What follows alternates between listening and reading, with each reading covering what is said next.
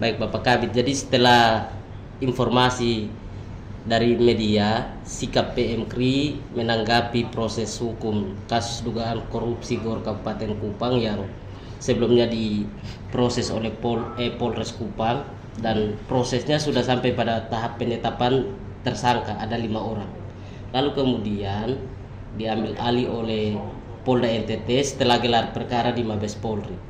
Nah, ini informasinya, sikap PM KRI menduga bahwa alasan Polda mengambil alih itu tidak masuk akal, dan sampai proses ini tidak lagi ada progres, maka mereka dugaannya bahwa jangan sampai Polda ingin melindungi para tersangka. Mungkin itu bisa diklarifikasi.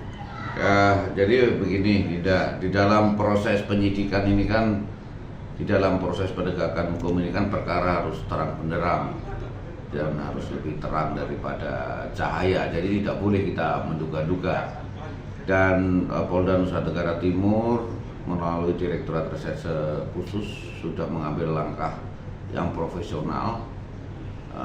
Dengan adanya kasus tindak pidana korupsi ini, sudah melakukan beberapa serangkaian penyidikan dan sudah mengumpulkan beberapa bukti, alat bukti dan barang bukti, dan juga sudah melakukan koordinasi dengan Barreskrim dan sudah dilakukan gelar perkara di Barreskrim.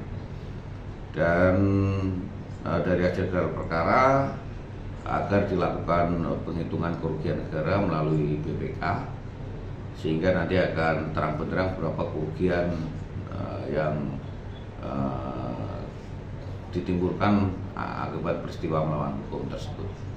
Dan dalam kasus tidak pidana korupsi ini, Polda Nusa Tenggara Timur profesional dan menjamin pelaksanaan penegakan hukum berjalan dengan adil dan untuk mendapatkan kepastian hukum.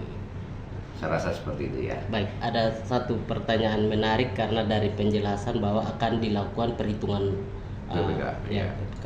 Perhitungan kerugian negaranya sekitar 5, sekian miliar dan penetapan 5 tersangka. Apakah status ke-5 tersangka ini masih bisa berubah di Polda NTT atau memang tinggal ditindaklanjuti soal status tersangka itu di Polda NTT? Nanti secara teknis akan kami klarifikasi kepada penyidik, karena dari Humas nanti akan di samping menjadi public speaking, kita juga menjadi public relation. Di public relation kita menyampaikan secara hal-hal yang teknis dan mendalam, dan juga masih dalam serangkaian penyidikan. Tapi percaya bahwa Polda Nusa Tenggara Timur ini profesional di dalam menegakkan peraturan sesuai dengan aturan yang berlaku, terutama di dalam kasus tindak pidana korupsi. Jadi sudah komitmen dari Polda Nusa Tenggara Timur. Ya. Terakhir Bapak Kabit, pertanyaan terakhir ini soal durasi waktu, karena waktunya penetapan tersangka itu Mei 2023 penetapan tersangka, dan sampai hari ini setelah Polda ambil alih dan sampai tahun 2025 ini bagaimana? Apakah soal durasi waktu tidak menjadi masalah dalam kasus korupsi ini? Karena publik sedang menunggu Bapak Kabit.